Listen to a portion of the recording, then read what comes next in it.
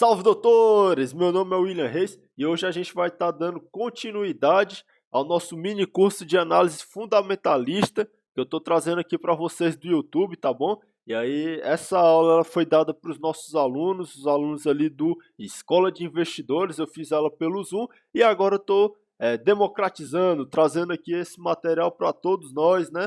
Aqui no YouTube. E aí, pessoal, a gente vai continuar então com a nossa aula, mas primeiro já peço que você se inscreva aqui no nosso canal para estar assistindo aí o nosso mini curso, tá? E a gente vai postando vários mini cursos. Esse aqui está sendo de análise fundamentalista, mas a gente tem um outro de análise técnica e eu vou postando mais e mais aqui, tá bom? Que a gente tem muito material aí na Escola de Investidores para estar trazendo aí para vocês esses conteúdos.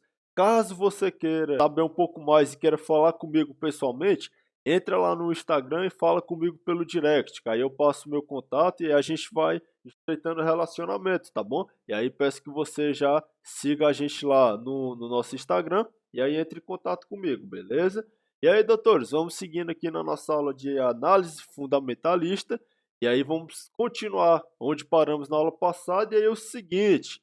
Análise fundamentalista estuda a empresa como um todo, tá bom? E aí, quanto mais informações sobre a empresa, melhor. E aí, caso você esteja perdido aqui nesse momento, nesse slide onde eu tô, vai lá na aula 1 e assiste e depois vem para cá, beleza? Senão você vai ficar boiando, não vai entender nada. E aí, doutores, o seguinte, quanto mais informações a gente tiver sobre a empresa, melhor. Porque aqui a gente vai aprofundar na empresa, diferente lá da análise técnica, que a gente pouco importa com a empresa que você está comprando, o que importa é o gráfico, e não, o que importa vai ser os dados da empresa, porque você vai se tornar sócio daquele negócio, então você vai precisar se munir de o máximo de informações possíveis, e aí você, sabendo essas informações, você vai conseguir ter o poder de tomar a decisão de investir ou de sair de uma empresa, né? Então, quanto mais informações, melhor.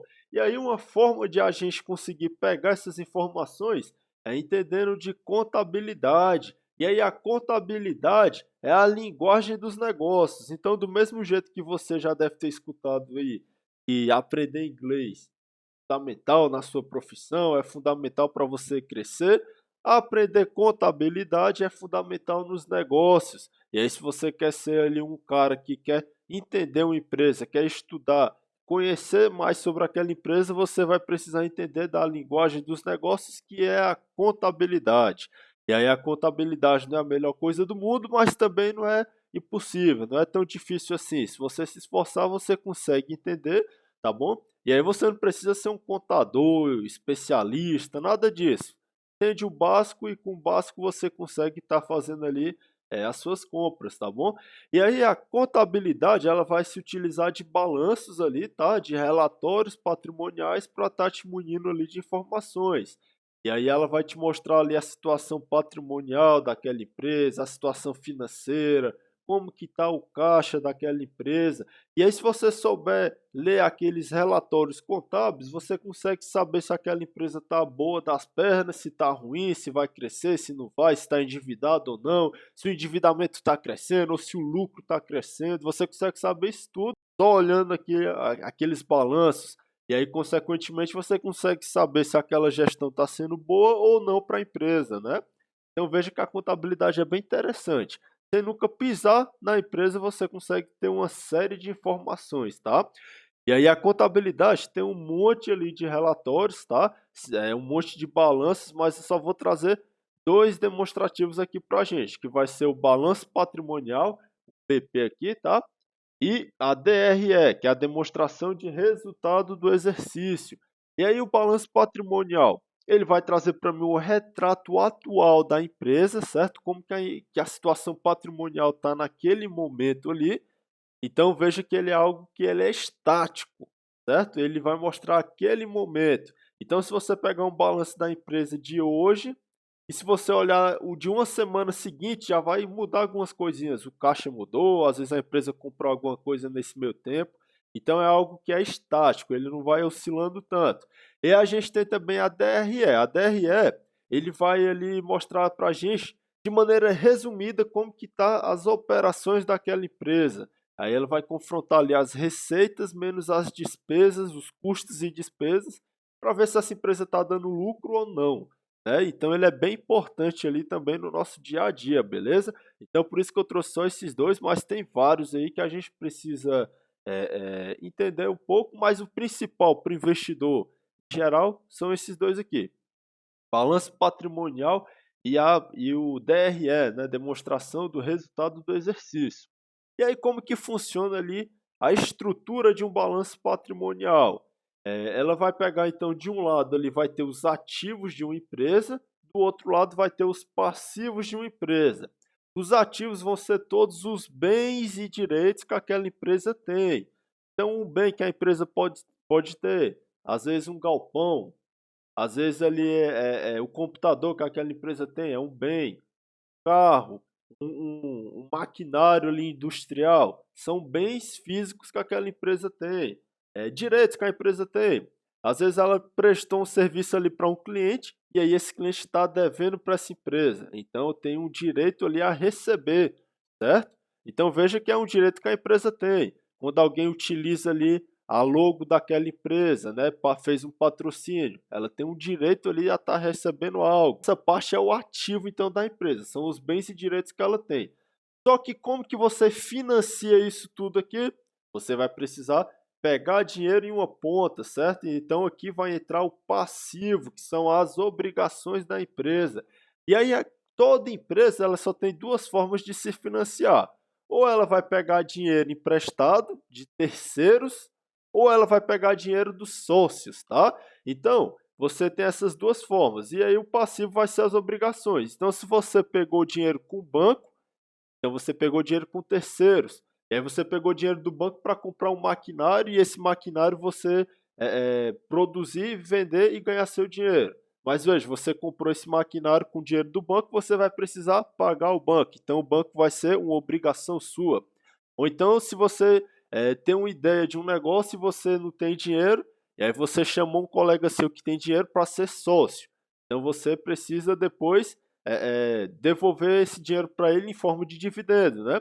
Então é uma obrigação que você tem ali, então se torna um passivo, tá? Então o passivo você pode dividir ele em 2 grandes formas, né? Que são ali de capitais de terceiro e capital próprio.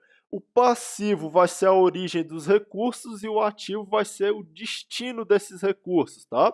Então a gente tem essa parte aí. Patrimônio líquido vai ser o capital ali dos sócios, tá? O capital que eles colocaram dentro da empresa. Então esse é o balanço patrimonial e ele sempre vai ter ali, ele sempre vai ter que fechar, certo? O ativo vai ter que ser sempre igual ao passivo, tá? E aí normalmente, quando está tudo bonitinho na empresa, a gente tem ativo de um lado, balanço patrimonial mais patrimônio líquido do outro. Essa conta fecha. Essa conta sempre tem que fechar, sempre tem que estar igualzinho, um lado com o outro, tá? E aí você consegue entender bem ali o balanço. Tem alguns outros tipos de desenhos ali de balanço patrimonial, tem o passivo a descoberto, mas eu não vou entrar nesse tipo de assunto com vocês, tá? Aqui é bem mais simples o nosso conteúdo, beleza? Então esse é o balanço patrimonial. E aí a gente tem a DRE, demonstração do resultado do exercício. E aqui ela vai mostrar se a empresa está sendo eficiente ou não nos recursos dela, tá bom? Então você tem que estar olhando sempre isso daqui, porque a gente consegue ver se a empresa está dando lucro ou se ela está dando prejuízo. Então é muito importante essa demonstração aqui. Porque se a empresa não está dando lucro, às vezes o custo está muito alto, tem que reduzir custo, ou então está cobrando o preço errado pelo produto dele, logo a receita está mais baixa do que deveria estar. E aí você começa a ver como que está sendo, como que está composto ali aquela empresa, né? E olha só, demonstração do resultado é bem interessante. A gente coloca sempre na primeira fileira ali as receitas que a empresa tem. Receita basicamente vai ser o seguinte: a empresa vende televisão. E aí ela vendeu, sei lá, a televisão custa R$ 100, ela vendeu 10 televisores. Então ela tem R$ 1.000 de receita, tá? E aí para fazer esses televisores ele teve o custo ali, a matéria-prima para produzir esse televisor, comprar, né, aquele material, e aí vai me dar então lucro bruto, tá? Então eu tive ali a receita, tirei os custos, teve um lucro bruto. E aí depois vem as despesas. Aí para a gente entender bem, essa diferença entre custo e despesa, os custos eles vão estar envolvidos diretamente na produção de algum bem. As despesas são gastos indiretos, então é o funcionário, é um vendedor, é a luz da loja que está vendendo ali o material, então são gastos indiretos. Então veja aqui, por exemplo, a luz lá da fábrica é um custo, mas a luz, porque aqui na fábrica está produzindo o televisor, mas a luz da loja lá do vendedor que está vendendo, ali daquela lojinha, ali já é uma despesa, porque a luz da loja não tá diretamente na produção daquela TV, já está vendendo, né? Então ali já é uma despesa. Acabou que eu aprofundei, nem devia ter entrado nessa diferenciação aqui, tá? Mas tem as despesas, aí vai sobrar o lucro operacional, o EBIT. E aí depois do lucro operacional você tira o imposto de renda e aí sobra ali o lucro líquido, tá? E aí, com isso, o lucro líquido é o que de fato vai para o seu bolso como acionista. Então, isso aqui é muito importante. No final do dia, é o lucro líquido que você vai receber como dividendo. No final do dia, é o lucro que vai ditar se aquela ação, o preço daquela ação vai continuar subindo ou caindo, porque a cotação acompanha lucro, né? E aí, olha só, vou trazer para vocês aqui um exemplo de balanço patrimonial e de DRE. E aí, olha só, vou pegar aqui, eu entrei no site de RI do Itaú, vou pegar aqui o balanço patrimonial deles, olha só que interessante. Aqui é um exemplo de balanço patrimonial, tá? As informações aqui do resultado, ó, informações patrimoniais, ó, os ativos, total de operação de crédito, as ações aqui, olha só. Então aqui a gente tem um exemplo de balanço. Aí sempre, olha só, ele vai trazer de um lado o ano anterior e o ano posterior, para poder a gente conseguir fazer comparação e saber se a empresa está evoluindo ou não em algum indicador. Então, por exemplo, produtos bancários. Em 2018, 104, aí aqui bilhões, e aqui, aí, William, como é bilhões? Aqui em cima, ó, em bilhões, exceto onde indicado, tá? Então, ó, 104 bilhões foi a receita que a empresa teve com produtos bancários em 2018 e em 2019, 117. Houve um acréscimo, houve um aumento ali de 12%, né? Então teve uma variação positiva. O Itaú ganhou mais dinheiro com isso. Produtos, né? E aí vamos aqui no site da Magazine Luiza, a queridinha aí do mercado, né? Magazine Luiza, relação com investidores. E aqui eu peguei a DRE deles, tá? E olha só como é interessante, a gente está pegando agora na prática. Qual que é a DRE? Receita, aí vem aqui, ó, custo, lucro bruto, despesas, ó, aqui o EBITDA, o EBIT, depois lucro operacional, tirou aqui o imposto, sobrou o lucro líquido, né? Veja que é igualzinho, ó, a gente fez aqui na nossa, só que aqui está bem mais reduzido, né? Olha só que coisa interessante.